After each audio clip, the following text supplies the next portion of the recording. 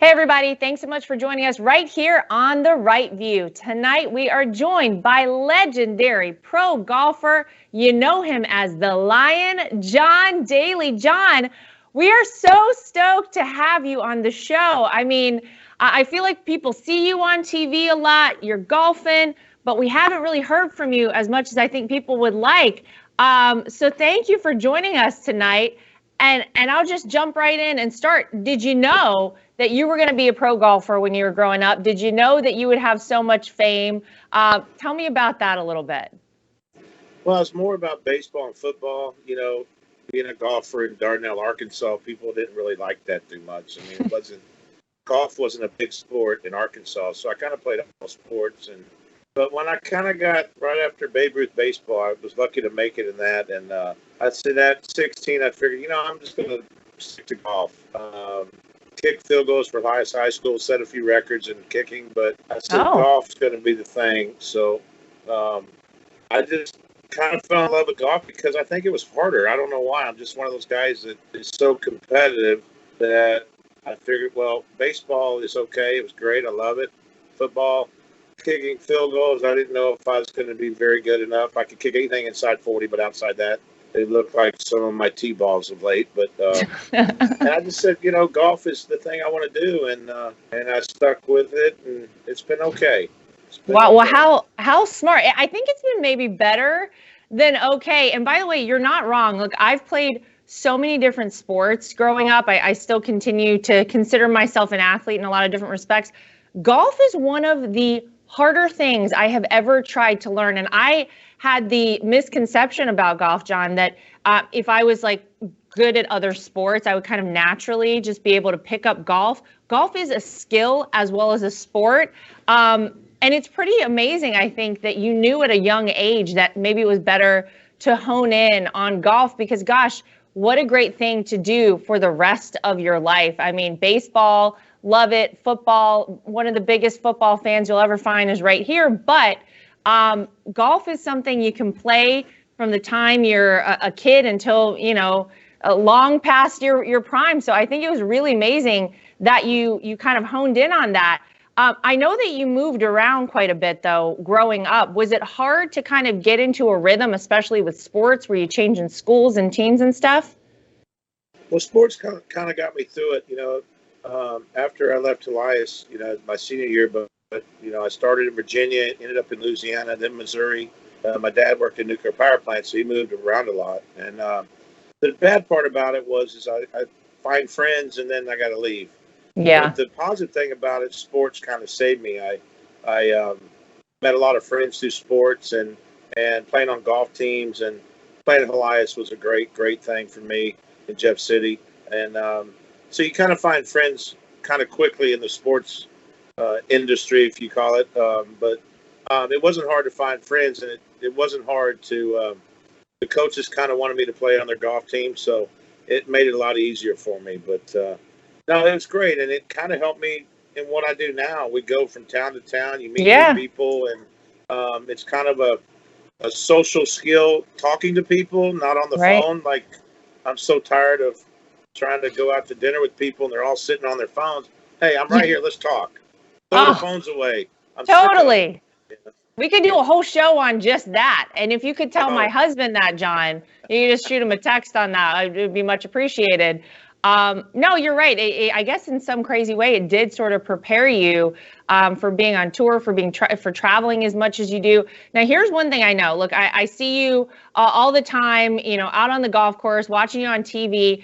You look like one of the folks, though, that is having, not just are you crushing the golf ball, but you look like you're having a great time while you're doing it. And I can't say that for everybody else. People sort of get, I feel like they're really wrapped up in stuff, and I get it. It's a big deal. You're a professional golfer. You're out there doing your thing. You are a snazzy dresser. We all know you for that. When did you start doing that? Has that kind of been part of your strategy, or what's the story with that? Well, the CEO and the owners were Woody and Larry Jackson. They approached me back in '08 and on Loudmouth, and I looked at the pants. I go, Larry, really? And I put them on, and they felt so comfortable. I didn't care what they looked like. And then I got so used to them that I can't put on khakis. I can't put on solid pants anymore. The only, really, the only thing I wear outside of that is my Razorback, my Cowboys, my Cardinals, and my Celtics stuff. So, um, and it became a big hit. It was something different. And going back to always having a good time on the course. Most of the time I do, but when you're not playing good, like last week at Kiwa, and now this week at Southern Hills for our senior championship, it's a grind. So we have our moments, we have our Yeah. days, and fans see that, but we're competitive, and not every day's a great day. You know, there's times I get really, really pissed off. When you're playing bad, it's hard to beat that person that you normally are, but we try and get through it the best we can. But Loudmouth has just been bought by Andy Siebert, and we're fixing to do a lot of good things. He's going to move the company to bigger things, so I'm excited about it. That's great. Well, I'm sure there's much more to come, more exciting styles we'll see you in. And by the way, I think anybody that goes out on the golf course, obviously we're not out there playing as our profession. We know the struggle of the golf game. I mean, it's one of those things. I often say this to my husband anytime we go play golf, and Eric golfs a lot more than I do. I mean, truth be told, if I golf like twice a year right now with 2 young kids, it's a lot. But I feel like golf is such an interesting game because you get so frustrated and you have these moments like, oh my gosh, this is terrible. Why am I out here doing this? And then you hit that one shot and it feels so good and it's amazing. And you're like, it's all for that one shot. You get this one beautiful long drive or whatever it might be. And I feel like that's what keeps people, at least for me, coming back to play more because gosh, it can be a frustrating game. And I mean, it's just incredible, I think, to watch you guys out there, people that are so good at the game of golf like you are. How often do you travel, John? Are you on the road most of the year or what is that like? Yeah, we're gone a lot. I was averaging almost 37 tournaments a year when I was playing both tours and going to Europe, but it's kind of settled down a lot, but I travel on my bus. I live in my bus. I love it. It's something I've done. Every time I go home, to my home in Florida or to Arkansas, I just stay in the bus. It's crazy. I mean, and going back to golf, it's like it's the only sport the boundaries change. Yeah. If you're playing tennis, football, basketball, baseball, it's the same dimensions of the fields and the courts, but golf, you're changing golf courses. The boundaries are different. The hazards are different, and that even makes it more difficult. But this is what I chose. I love it. I love my bus. I love traveling in it. It's the only thing I drive. My kids and Anna drives me around in the cars. I don't even want to drive cars really much. Yeah. What? Can you actually drive that bus? Oh yeah, it's the only thing I like to enjoy driving. It's big and people get out of your way when you're in this thing. Oh yeah, no, I have no doubt. That's very impressive. I got to travel on a bus for 2 campaigns now when I was out campaigning for my father-in-law.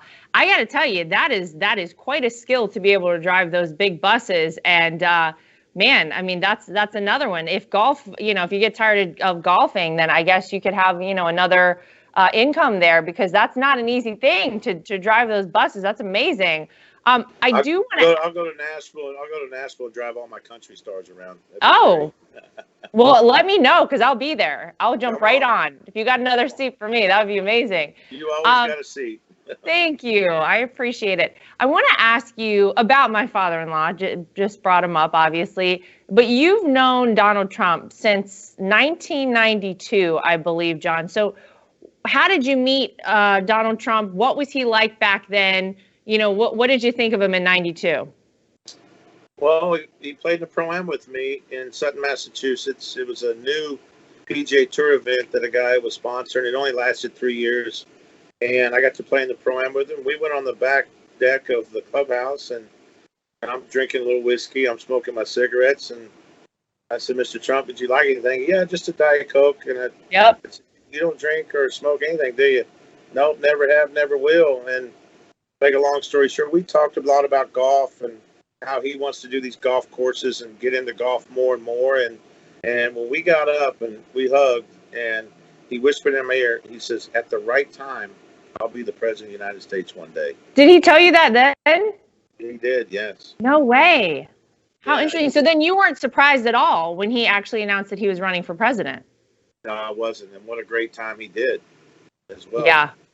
Wow. And I got to say, though, it's easy, I think, for so many people who have known my father-in-law for a long time. And there are a lot of people, look, if we're being honest, celebrities, folks in Hollywood, professional athletes like yourself. I mean, there are so many people that Donald Trump has known over the years who know who he really is. And I think are very supportive of the way he ran this country, and probably were supportive of him and voted for him for president twice now. But they didn't come out and say anything. You know, it's pretty easy to kind of hide and just kind of keep to yourself whenever you're a public figure. But you were pretty vocal, John, about your support for President Trump. Why did you feel like you wanted to do that? Because it really would have been easy for you to just kind of stay quiet about it. Well, I just feel Obama did some decent things, but he didn't. You know, I call your father Daddy Trump, and I always have, and he gets a kick out of it. I don't call him Mr. President because I love him too much, and it's a word that he's the most powerful man in the world, so it takes my mind off of like I'm talking to a friend. Yeah. And he said, I want to protect our country, and you've got to protect the walls inside our country to keep people involved and to keep people. Sorry. Oh, see, look how important you are. Look how lucky we are to get John talking to us. That's just my son. But your dad wanted to protect the walls of our country and protect the people in it and get things right in the big cities, the crime, and get our taxes right and just get everybody involved and do the right things to protect the American people. And, you know, we can't protect our allies if we can't protect our own selves. And that's right. One of the biggest things I got out of. Shut the borders down. If you want to come into our country, do it legally, like so many people have been successful. And it's common sense, and there's no common sense in our government right now. I can tell you that. I'm very upset with what's going on. But, you know, he did so many great things. He brought gas and oil back into our country where we can do our own thing for a while. Let's not depend on everybody, because the more we depend on everybody, the more they depend on our money. The World Health Organization, I was so mad at how they handled that. I was proud of Dad for let's just do away with them the way they handled it. But he did the right things, especially at the right time. And now it's just all taken away. And I'm just so upset about it. And now you're dealing with all this racism stuff that if we don't get a hold of this stuff and all become one, I'm like Jesus, Lord. I love everybody. There's not that's just the way I am. That's the way you are. I've been around you many times, John. I've been around you at tournaments at all these different places. You're right. You love everybody. You're a happy guy. I just want to point that out. You're not lying about that. Sorry, go ahead with your thought. But I just want to get everybody together in this country, and let's take care of our own before we can even think about letting all these illegals in.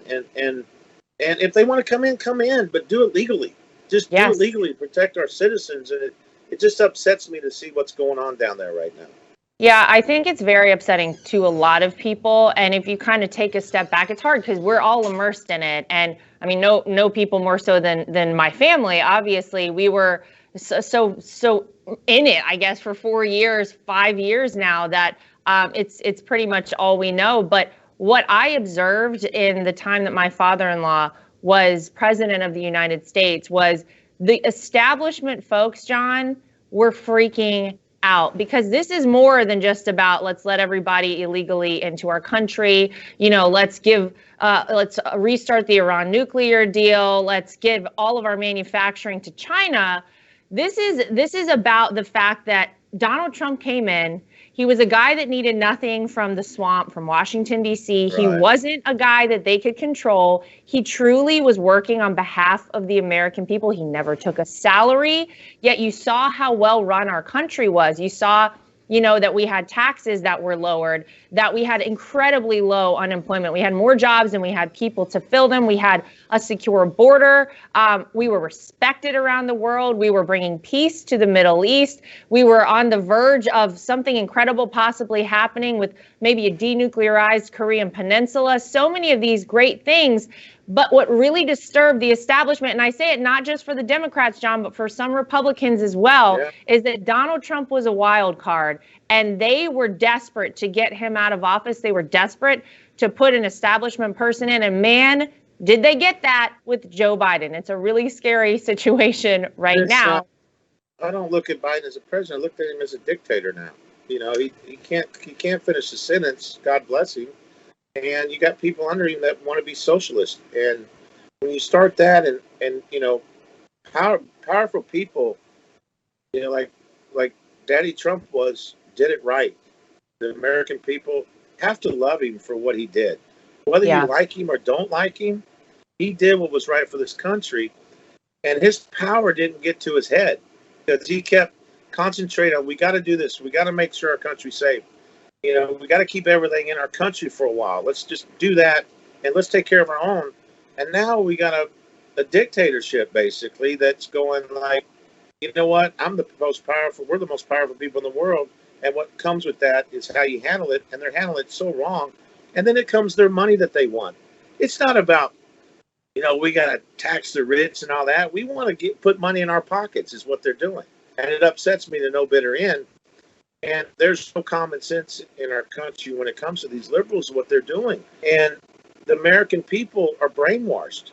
And they get these checks now and they think, well, I don't ever have to go back to work. Well, that's Terrible. not the way this country was founded on and done. We got to get out and work and get jobs and take care of families and build families and under the Constitution of our United States. I mean, they want to get rid of that. I mean, Yeah. Oh, if they could, they would happily get rid of the Constitution.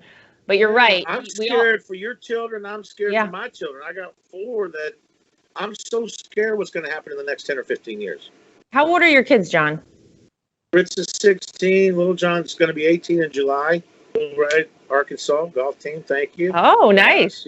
Sierra's 25 and Shauna's 28. So yeah, well, they're the next generation. I mean, it'll be, on them coming up, very soon. And I agree with you. My kids are 1 and 3. I think constantly about what if we just let what's happening right now just go unchecked and go on in perpetuity, we will not have the same United States left for my kids as we have right now, as was the country that I got to grow up in. And so, look, it's one of the reasons that I continue to try to be a voice, to try and fight for this country. And I appreciate, by the way, that you have been so bold as to share your thoughts on so many things and not be afraid to do it, because we need more people like you out there, John. We need more people that folks look up to, that people see all the time. But to hear your thoughts, it makes people, I think, realize, gosh, there's so many more of us out there. And if you want the truth, I think it is well over half of the country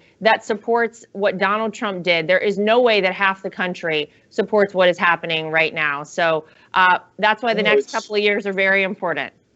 It's sad. I mean, it's not even about politics anymore. It's about trying to be the right human beings, whether you're this or that, to come together and let's fix some things that really need to be fixed and take care of our own. And that's the most important thing I loved about Daddy Trump.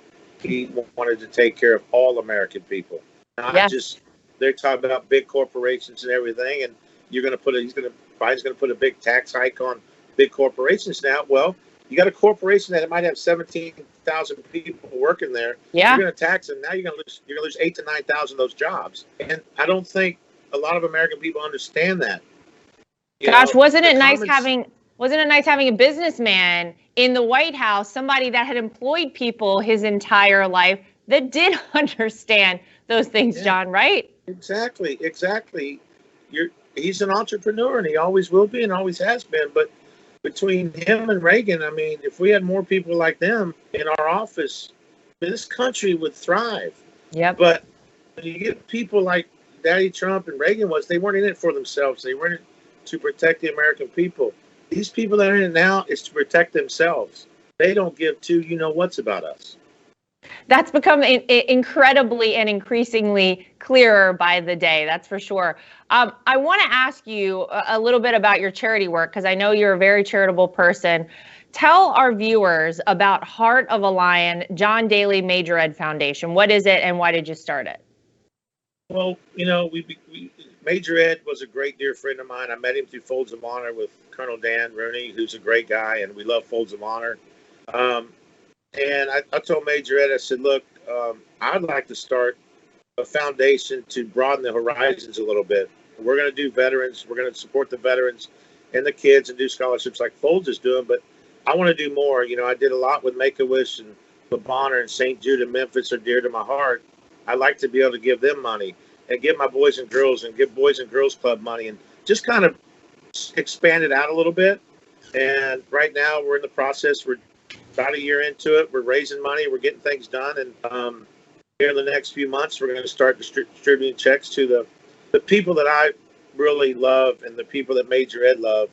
And we got a great staff involved. And hopefully we can raise millions and millions of dollars to support our veterans, do scholarships like Folds is doing, and protect and see if we can't fight cancer a lot more, and keep these children alive. And you can go to jdme.org and check us out. It's going to be a lot of golf tournaments, a lot of fun, but for great causes.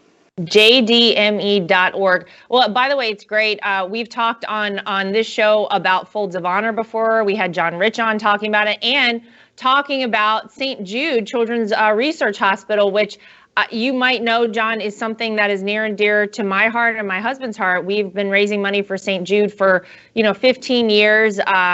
We built an incredible ICU and surgical facility there in Memphis, and they're the best of the best. They're incredible at what they do. So I hope people always keep them in mind. It's a great idea. If you have to give a gift to somebody, maybe make a donation in their name instead, to your foundation, to St. Jude, to Folds. These are all incredible causes. And thank you for doing that. Thank you for paying attention to the kids, to the veterans. I did it for 14 years in Memphis when I lived there for 19, and I lost 208 kids.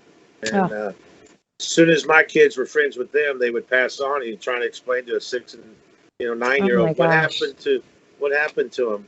They went to heaven. And it's something that we got to keep fighting. I'm dealing with bladder cancer, which if you're going to have cancer, that's a good one to have. But when you see kids on getting chemo 15, 20, 30 straight days, it just breaks my heart.